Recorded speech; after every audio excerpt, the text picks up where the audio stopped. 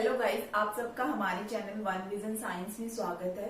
तो हम इंटरमीडिएट्स की बात कर रहे थे कि किस तरीके के इंटरमीडिएट्स अभिक्रिया क्रियाविधि के बीच बीच में बनते हैं, है ना।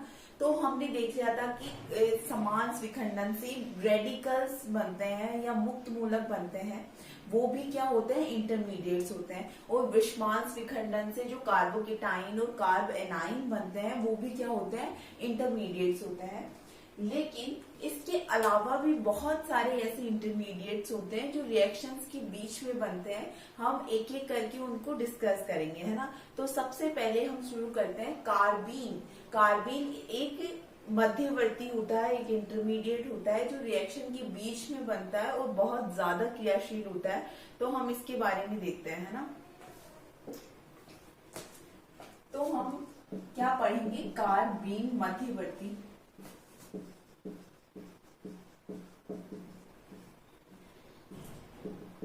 तो कार्बीन नाम से पता चल रहा है, इसको कार्बीन के साथ मेथिलीन भी बोलते हैं।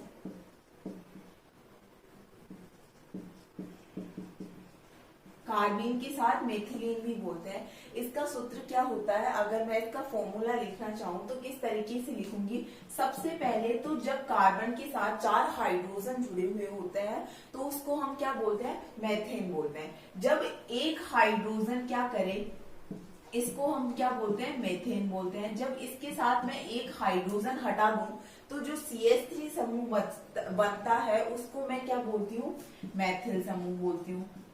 और जब एक और हाइड्रोजन इससे हटा दूं, कार्बन से एक और हाइड्रोजन हटा दूं तो क्या बनेगा, यहाँ पे एक हाइड्रोजन हटाने पर क्या आ गया, एक रेडिकल आ गया। मतलब यहाँ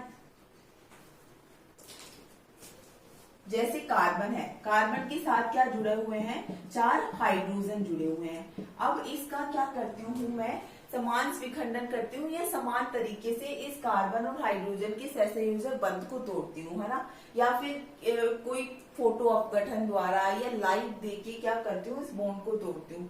तो इस बॉन्ड को जब मैं तोड़ूंगी तो एक एक समान तरीके से तोड़ूंगी तो एक इलेक्ट्रॉन इस पे आएगा, एक इलेक्ट्रॉन इस पे आएगा, है ना। तो जब एक टूटेगा तो CH3 रेडिकल बनेगा, है ना। तो इसको बोलते हैं हम मैथिल मुक्त मूलक। जब इसके साथ दूसरा भी मैं तोड़ देती हूँ तो क्या आ जाएगा, इस पे CH2 ही बचेगा और कार्बन के पास 2 क्या रहेंगे, असहभाजित इलेक्ट्रॉन या अनपेयर्ड इलेक्ट्रॉन्स रहेंगे, है ना। तो इस CH3 को तो हम मैथिल बोल रहे हैं, CH4 को मेथेन बोल रहे हैं और CH2 को क्या बोल रहे हैं, मेथिलीन। और ये CH2 को मेथिलीन के साथ और क्या बोलते हैं, हम कार्बीन भी बोलते हैं, है ना। तो इसका फॉर्मूला क्या हो गया, अगर मैं इस मेथिलीन और कार्बीन के फॉर्मूले की बात करूं तो इसका फॉर्मूला CH2 और कार्बन के पास क्या है, 2 लोन पेयर्स है या 2 असहभाजित इलेक्ट्रॉन्स है ना। तो इस CH2 रेडिकल को हम क्या बोलते हैं, कार्बीन बोलते हैं, है ना। अब अगर इसको तो सिंपली हम कार्बीन या मेथिलीन बोलते हैं, लेकिन अगर मैं इस 2 हाइड्रोजन्स को हटा के कोई और समूह प्रतिस्थापित कर दूं, मतलब प्रतिस्थापन का मतलब होता है कि हाइड्रोजन की जगह कोई और समूह सब्स्टिट्यूट कर दूं। जैसे मान लिया हाइड्रोजन को हटा के मैं 2 क्लोरीन लगा रही हूँ, है ना। तो जैसे ही 2 क्लोरीन लगाऊंगी वही वाली बात रहेगी कि कार्बन क्या है, 2 बॉन्ड बना रखे हैं कार्बन ने, पहले हाइड्रोजन के साथ बना रखे थे, अब किसके साथ बना रखे हैं, क्लोरीन के साथ बना रखे हैं। और 2 क्या है, अनपेयर्ड इलेक्ट्रॉन पहले भी थे और 2 अब भी अनपेयर्ड इलेक्ट्रॉन है ना। तो ये भी क्या है, कार्बीन ही है। इससे कोई फर्क नहीं पड़ता कि ये हाइड्रोजन को सब्स्टिट्यूट करके अगर आप कोई और समूह लगा रहे हो, कोई और ग्रुप लगा रहे हो, तो वो भी क्या रहेगा, कार्बीन ही रहेगा। बस होना क्या चाहिए, कार्बन के साथ 2 सहसंयोजक बंध बंधे होने चाहिए और उनके पास क्या होने चाहिए, 2 लॉन पेयर्स होने चाहिए। लेकिन उनका नामकरण अलग तरीके से होगा। अब पहले तो हम कार्बीन जिसको बोल रहे थे वो CH2 समूह थे, है ना। जब आप हाइड्रोजन को प्रतिस्थापन करके दूसरा समूह लगाते हो तो हम उनका नाम लिखते हैं, जैसे ये तो कार्बीन थी या मेथिलीन थी हमारी, है ना। अब इसमें दोनों हाइड्रोजन को प्रतिस्थापित करके मैंने क्या कर दिया, क्लोरीन लगा दिए 2। तो अब इसका नामकरण किस तरीके से लिखूंगी, जो प्रतिस्थापित किए हैं उन समूहों के नाम। अब 2 प्रतिस्थापित किए हैं तो डाई क्लोरो और कार्बीन, ऐसे कैसे, है ना, कि हाइड्रोजन को प्रतिस्थापित करके तो क्लोरीन लगाया है, तो इसको क्या बोलेंगे, डाइक्लोरोकार्बीन। तो ये भी कार्बीन है, ये भी कार्बीन है। और कौन सी कार्बीन हो सकती है, जब मैं 2 हाइड्रोजन को प्रतिस्थापित करके 2 फेनिल समूह लगा देती हूँ तो उसको क्या बोलते हैं, डाइफेनिल कार्बीन। तो ये सब कार्बीन ही है, ये डाइक्लोरोकार्बीन है, डाइफेनिल कार्बीन है और ये क्या है, कार्बीन, है ना। तो सबसे पहले हम देखेंगे कि कार्बीन की विशेषताएं क्या क्या होती है ना। तो इन सबसे हमें पता चल रहा है कि कार्बन के पास क्या है। सबसे पहले तो कार्बन के पास हम इलेक्ट्रॉन्स गिनेंगे, तो इसके संयोजकता कोष में इसने 2 तो बंध बना रखे हैं, 2 हाइड्रोजन के साथ सहसंयोजक बंध बना रखे हैं, तो 4 इलेक्ट्रॉन तो इसके और 2 असहभाजित इलेक्ट्रॉन है। अगर मैं कार्बन का इलेक्ट्रॉनिक विन्यास देखूं तो किस तरीके से होता है, जनरली कार्बन के परमाणु क्रमांक 6 होता है और उसके वैलेंस शेल पे कितने इलेक्ट्रॉन होते हैं, 4 इलेक्ट्रॉन होते हैं, वो होते हैं 2s2 और 2p2 इलेक्ट्रॉन। तो 2s में क्या होता है, 2 इलेक्ट्रॉन्स होते हैं और p में एक इलेक्ट्रॉन होता है। जब इसको आप एक्साइटेड करते हो, इस s के कक्षक के इलेक्ट्रॉन को क्या करते हो, उत्तेजित करते हो, तो ये इलेक्ट्रॉन उत्तेजित होके p में चला जाता है। तो p में जब ये जाता है तो तीनों के पास क्या हो जाते हैं, 3 अनपेयर्ड इलेक्ट्रॉन हो जाते हैं। तो 2 के साथ तो हाइड्रोजन क्या कर लेता है, बंध बना लेता है और 2 असहभाजित इलेक्ट्रॉन या बिना बंध में भाग लिए हुए इलेक्ट्रॉन ऐसे के ऐसे कार्बन के ऊपर रहते हैं, है ना। तो कार्बन के संयोजकता कोष में कितने इलेक्ट्रॉन्स हैं, 6 इलेक्ट्रॉन है ना। तो अगर मुझे विशेषताएं लिखनी हो या फीचर्स लिखने हो कार्बन के, तो क्या लिखूंगी, इसके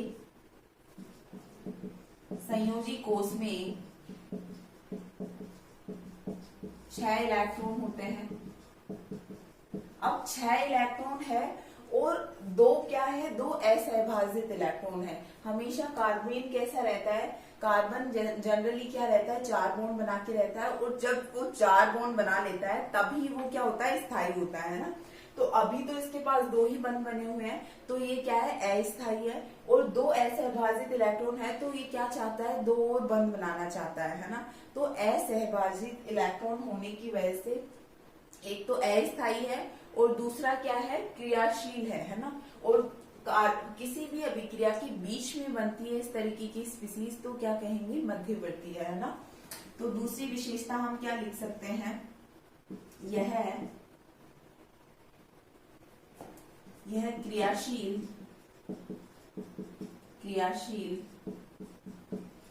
अस्थायी मध्यवर्ती स्पीसीज है, क्रियाशील मध्यवर्ती स्पीसीज है। तीसरा फीचर हम क्या लिख सकते हैं, 6 इलेक्ट्रॉन है तो ये किस तरीके से बिहेव करती है, इलेक्ट्रॉन स्नेही या लुईस अम्ल की तरह बिहेव करती है ना। तो कार्बन कैसे होता है, प्रकृति में लुईस अम्ल की तरह बिहेव करता है। यह लुईस अम्ल की तरह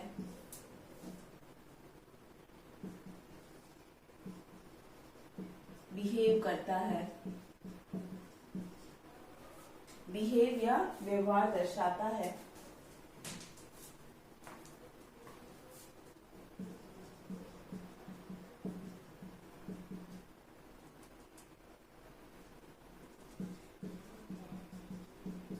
तो ये तो 3 प्रॉपर्टीज हो गई कार्बन की। क्या होता है कि इसके संयोजी कोष में 6 इलेक्ट्रॉन होते हैं, 6 इलेक्ट्रॉन होने की वजह से क्रियाशील अस्थायी मध्यवर्ती स्पीसीज है।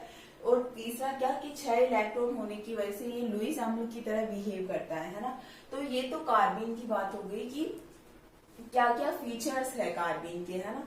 तो अगर मैं बात करूं तो और क्या फीचर लिख सकती हूँ कि कार्बीन में कार्बन परमाणु दो सहसंयोजक बंध बनाए हुए रहता है और दो असहभाजित इलेक्ट्रॉन्स उसके पास उपस्थित होते हैं, है ना।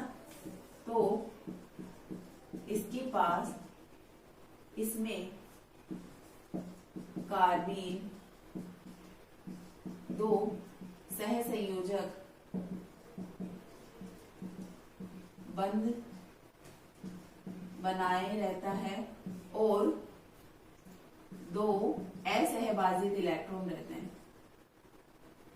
असहभाजित मतलब बिना बंध में भाग लिए हुए असहभाजित इलेक्ट्रॉन उपस्थित होते हैं। तो ये तो हो गई कि कार्बन के फीचर्स की बात हो गई, किस तरीके के कार्बन्स हो गए, ये बात हो गई। अब हम पढ़ेंगे कार्बन्स कितने प्रकार की होती है।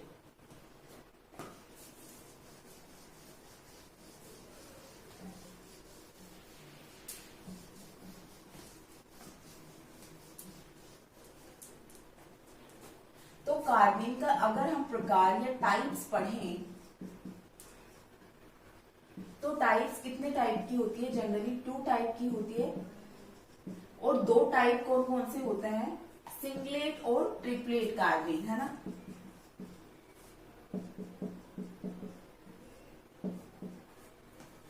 और ट्रिपलेट कार्बन। अब हम बात कर रहे थे कि कार्बन के पास क्या होते हैं, दो तो वो सहसंयोजक बंध बनाए हुए रहता है और दो क्या होते हैं उसके पास असहभाजित इलेक्ट्रॉन्स होते हैं। 2 p कक्षक में 2 असहभाजित इलेक्ट्रॉन रहते हैं।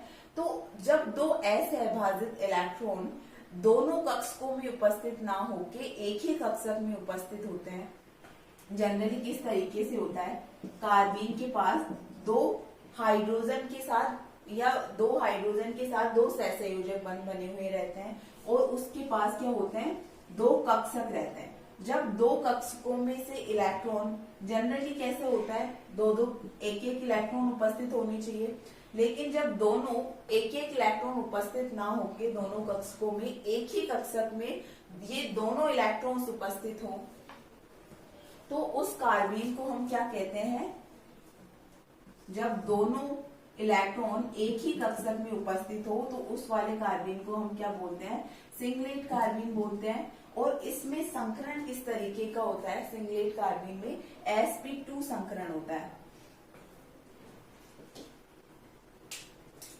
तो सिंगलेट कार्बन में संकरण sp2 होता है और इसमें दोनों असहभाजित इलेक्ट्रॉन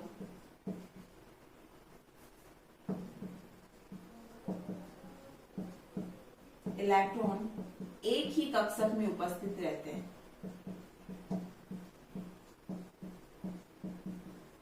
अब जब वो दोनों असहभाजित इलेक्ट्रॉन एक ही कक्षक में उपस्थित है तो हमेशा जब भी एक ही कक्षक में उपस्थित होते हैं उनकी स्पिन क्या होती है या उनका चक्रण क्या होता है, एक दूसरे के विपरीत होता है ना।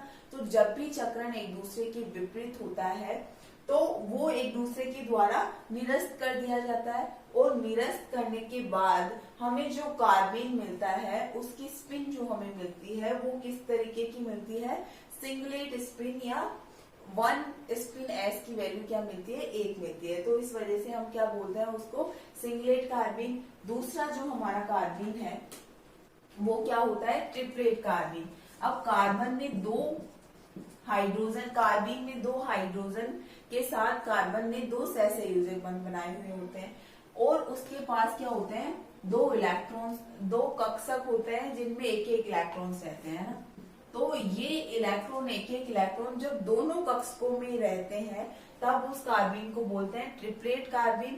और जब दोनों असहभाजित इलेक्ट्रॉन एक ही कक्षक में उपस्थित होते हैं तो उसको क्या बोलते हैं, सिंगलेट कार्बन, है ना। तो जब ये दोनों कक्षक जब दोनों इलेक्ट्रॉन्स अलग अलग कक्षकों में उपस्थित रहते हैं तो इसकी स्ट्रक्चर किस तरीके से हो जाती है, इस तरीके से इसकी स्ट्रक्चर हो जाती है, इस तरीके से इसकी स्ट्रक्चर हो जाती है। इसको हम क्या बोलते हैं, ट्रिपलेट कार्बन। और इसमें जो संकरण होता है या हाइब्रिडाइजेशन होता है वो क्या होता है, sp हाइब्रिडाइजेशन होता है। और क्या लिख सकते हैं, दोनों असहभाजित इलेक्ट्रॉन अलग अलग कक्षक में उपस्थित होते हैं और इसका संकरण sp होता है। अगर हम इन दोनों के स्थायित्व की बात करें ट्रिपलेट और सिंगलेट कार्बन के, कि कौन सा सबसे स्थायी कार्बन है या इन दोनों में से स्टेबिलिटी सबसे ज्यादा किसकी है, तो हमेशा ट्रिपलेट जो कार्बन होती है वो सिंगलेट से ज्यादा स्थायी होती है ना। तो ट्रिपलेट कार्बन सिंगलेट से अधिक स्थायी होती है।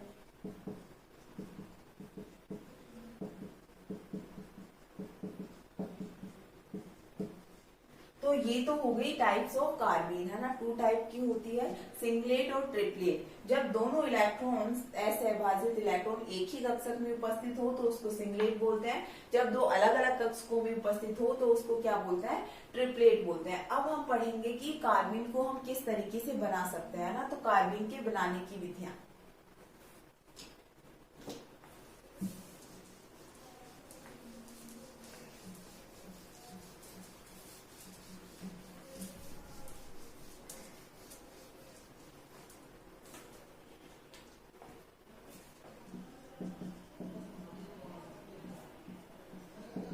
बनाने की विधियां या प्रिपरेटिव मेथड्स में हम देखते हैं। जो पहला हम बनाते हैं उसकी विधि का नाम है विलोपन विधि। पहली विधि क्या है, विलोपन विधि। इस मेथड में हम क्या करते हैं, जनरली जो क्लोरोफॉर्म होता है जिसका सूत्र होता है CH Cl3, उसकी अभिक्रिया क्लोरोफॉर्म की रिएक्शन एल्कोहलिक KOH के साथ जब करवाई जाती है तो एल्कोहलिक KOH का काम क्या है, HCl को रिलीज करने का काम है। तो HCl को वो किस तरीके से रिलीज करता है, H प्लस को तो OH माइनस के साथ रिलीज करता है और K प्लस के साथ क्या ले जाता है, एक Cl माइनस ले जाता है ना। और जो हमारे पास बनती है वो क्या होती है, CCl2 ये बनती है, डाइक्लोरोकार्बन बनती है। इसमें CH में से जब हम एक H और एक Cl निकाल देते हैं तो बचता क्या है, CCl2 बचता है। ये क्या है, डाइक्लोरो कार्बन है। और जो K प्लस है उसके साथ क्या निकल जाता है, Cl निकल जाता है। और OH माइनस एल्कोहलिक KOH में उसके साथ H प्लस निकल जाता है और बनता क्या है, KClH2O और CCl2। तो हमें इस मेथड से, विलोपन मेथड से क्या मिलता है, हमारी डाइक्लोरो कार्बन प्राप्त होती है। दूसरा मेथड है अपघटन। अपघटन विधि में क्या करते हैं हम, अपघटन विधि के लिए हम सबसे पहले कीटीन लेते हैं। कीटीन होता है CH2 double bond C double bond O। ये क्या है, कीटीन है। जब इसकी रिएक्शन क्या करवाते हो, Hµ या लाइट की उपस्थिति में, सूर्य के प्रकाश की उपस्थिति में जब इसकी अभिक्रिया करवाते हो तो जो इस CH2 और कार्बन है उनका इन दोनों के बीच में बंधों का क्या हो जाता है, समान स्विखंडन हो जाता है या होमोलाइटिक क्लीवेज हो जाता है। जब इस बंध का समान स्विखंडन होगा तो एक इलेक्ट्रॉन इधर जाएगा, एक इलेक्ट्रॉन इधर जाएगा। जब इसका समान स्विखंडन होगा तो एक इलेक्ट्रॉन इधर जाएगा, एक इलेक्ट्रॉन इधर जाएगा। और क्या रिलीज हो जाएगा, यहाँ 2 इलेक्ट्रॉन्स है, ये दोनों इलेक्ट्रॉन इधर देके वो कार्बन मोनोऑक्साइड बनाएगा और हमारा क्या रिलीज हो जाएगा, CH2 कार्बन और CO बनेगा। तो ये क्या है, हमारी कार्बन है। तो हमें अपघटन विधि से भी क्या प्राप्त होता है, कार्बन प्राप्त होता है। एक और है एजाइड, उसका भी इसी तरीके से जब हम अपघटन करवाते हैं तो हमें क्या मिलता है, कार्बन मिलता है। तो एजाइड में CH2 समूह किसके साथ जुड़ा हुआ होता है, N नाइट्रोजन के साथ N2 के साथ जुड़ा हुआ होता है, इस नाइट्रोजन प्लस होता है, इस पे माइनस होता है। जब उसकी रिएक्शन हम सनलाइट के साथ करवाते हैं तो उसका क्या होता है, इस वाले बॉन्ड का क्या हो जाता है, समान विखंडन हो जाता है। तो एक इलेक्ट्रॉन इस पर, एक इलेक्ट्रॉन इस पर, और क्या निकल जाता है, कार्बीन बनता है और हमारा नाइट्रोजन बाहर निकल जाता है। तो इस तरीके से बनाने की विधियों में दो विधियां हैं, विलोपन विधि और दूसरी अपघटन विधि, है ना। तो ये तो बात हो गई कार्बीन की कि किस तरीके से कार्बीन बनता है। दूसरी हम बात करेंगे नाइट्रीन की। नाइट्रीन भी क्या होता है, मध्यवर्ती स्पीसीज होती है। तो देखते हैं हम नाइट्रीन।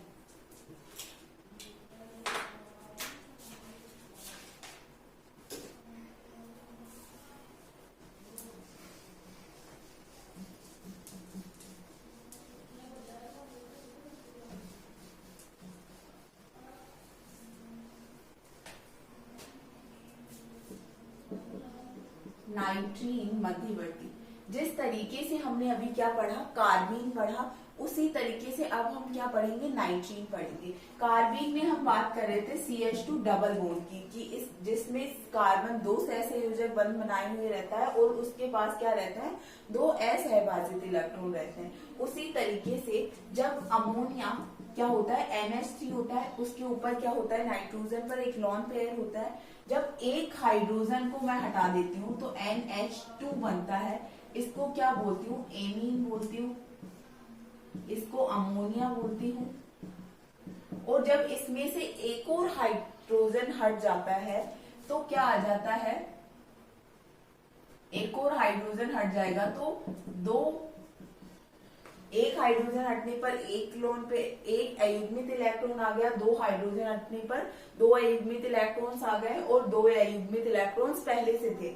अब नाइट्रोजन कितने के साथ सहसंयोजक बंध बना रखा है, उसने एक हाइड्रोजन के साथ सहसंयोजक बंध बना रखा है। तो जब ये वाली स्पीसीज हमें मिलती है तो उसको हम बोलते हैं नाइट्रीन। तो नाइट्रीन क्या होती है, जब अमोनिया से आप दो हाइड्रोजन को हटा के जब हमारे पास जो स्पीसीज बनती है उसको हम बोलते हैं नाइट्रीन, है ना। तो इसका फॉर्मूला क्या होता है, नाइट्रीन का फॉर्मूला होता है NH, और नाइट्रोजन के पास दो अयुग्मित इलेक्ट्रॉन या असहभाजित इलेक्ट्रॉन्स है। अब इस स्पीसीज को हम नाइट्रीन बोलते हैं। अगर मैं इसकी विशेषताएं लिखना चाहूं तो क्या लिखूंगी, ये भी क्या होती है, एक अल्पजीवी मध्यवर्ती स्पीसीज होती है। और दूसरी बात कि ये अस्थायी होती है क्योंकि इसके पास क्या होता है, दो असहभाजित या अयुग्मित इलेक्ट्रॉन्स होते हैं। और अयुग्मित इलेक्ट्रॉन्स होने की वजह से वो क्या करना चाहती है, उनसे रिएक्शन करना चाहती है, किसी भी और एटम के साथ रिएक्शन करना चाहती है ना। और मध्यवर्ती होने के साथ ही क्या होती है, इसके सहसंयोजक कोष में कितने इलेक्ट्रॉन्स होते हैं, 6 इलेक्ट्रॉन। 4 तो इसके पास अयुग्मित इलेक्ट्रॉन है और 2 हाइड्रोजन के, नाइट्रोजन और हाइड्रोजन बंध के बीच में है ना।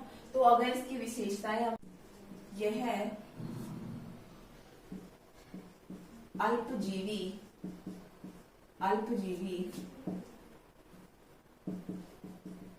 क्रियाशील मध्यवर्ती स्पीसीज है।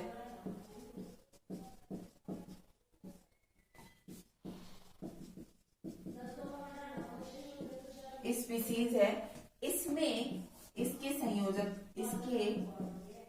संयोजी कोष में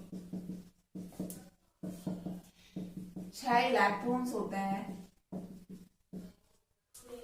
तो ये क्या है, नाइट्रीन है। इसको हम किस तरीके से डिफाइन कर सकते हैं, संयोजी कोष में 6 इलेक्ट्रॉन्स होता है, अल्पजीवी होता है और क्रियाशील स्पीसीज होता है। अगर हम नाइट्रीन की बात करें तो और कितने नाइट्रीन्स हो सकते हैं, जैसे CH3CO N, ये भी क्या है, एसिल नाइट्रीन।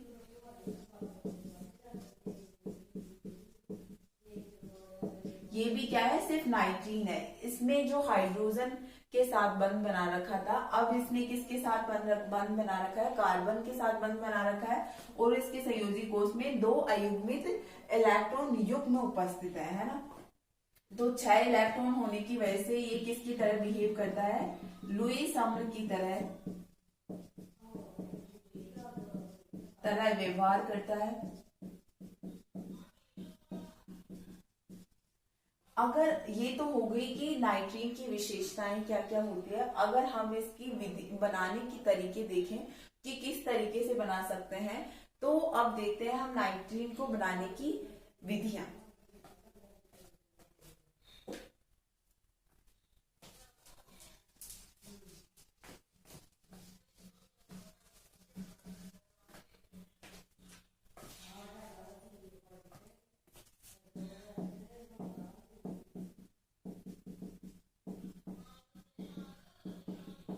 बनाने की विधियों में फर्स्ट है अल्फा विलोपन।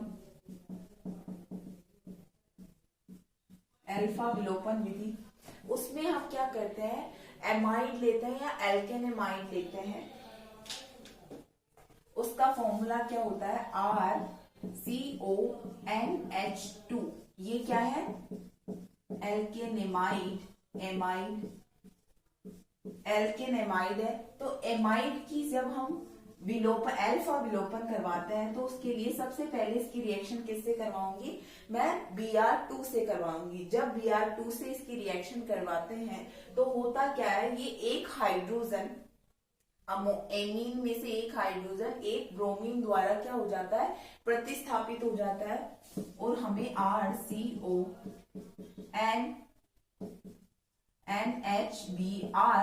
स्पीसीज मिलती है। अब इसकी रिएक्शन जब आप KOH से करवाते हो, तो एक हाइड्रोजन है और एक Br है ना, तो हमेशा अल्कोहलिक KOH क्या करता है, हाइड्रोजन को OH माइनस के साथ ले जाता है और Br को K के साथ हैलोजन को ले जाता है, और जो हमें स्पीसीज मिलती है वो क्या होती है, RCON, जिसमें नाइट्रोजन के पास क्या होंगे, दो, पहले एक क्लोरीन बेस तो पहले था, और इस बंध के NH2 के निकलने की वजह से, H2 के निकलने की वजह से दो अयुग्मित इलेक्ट्रॉन्स और आ गए, और क्या निकल गया है, KBr और HOH। तो इस तरीके से जो स्पीसीज हमें मिली वो क्या है, एसिल नाइट्रीन, एसिल नाइट्रीन कहते हैं। तो ये तो है अल्फा विलोपन से हम नाइट्रीन किस तरीके से बना सकते हैं। दूसरा है फोटो अपघटन से नाइट्रीन बनाना। तो फोटो अपघटन से नाइट्रीन बनाने के लिए दूसरा लेते हैं फोटो अपघटन से। फोटो अपघटन से नाइट्रीन बनाने के लिए सबसे पहले हम क्या लेते हैं, एल्किल आइसोसाइनेट लेते हैं। एल्किल आइसोसाइनेट क्या होता है, RNC≡O। ये एल्किल आइसोसाइनेट है। जब इसकी मरकरी के साथ रिएक्शन करवाते हैं तो क्या निकल जाता है, मरकरी के साथ जब इसको गर्म करते हैं या इसका फोटो अपघटन करवाते हैं तो ये CO बंध से निकल जाता है और RNH बनता है और CO बाहर निकल जाता है। तीसरी विधि है ताप अपघटन से।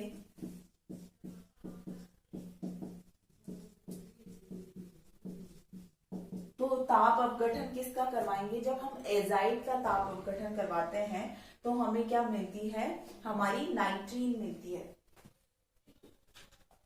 एजाइड का ताप अपघटन, तो एजाइड क्या होता है, RCON डबल बॉन्ड N। तो ये तो सेम है, इसके ऊपर प्लस चार्ज होता है और इस तीसरे वाले नाइट्रोजन पर क्या होता है, नेगेटिव चार्ज होता है।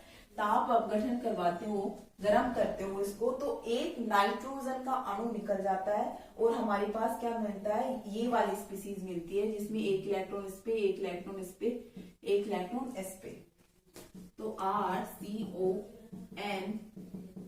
और एक N2 अणु निकल जाता है। ये क्या है, हमारी नाइट्रीन है, इसमें भी ये नाइट्रीन है। तो इस तरीके से हमने क्या पढ़ लिया, नाइट्रीन के बनाने की विधियां, है ना। तो नाइट्रीन और कार्बिन हमने कंप्लीट कर लिया है। ये दोनों क्या होते हैं, इंटरमीडिएट्स होते हैं और रिएक्शन के बीच में बनते हैं, अल्पजीवी स्पीसीज होते हैं और बहुत ही क्रियाशील स्पीसीज होते हैं। So thank you guys for watching, keep watching.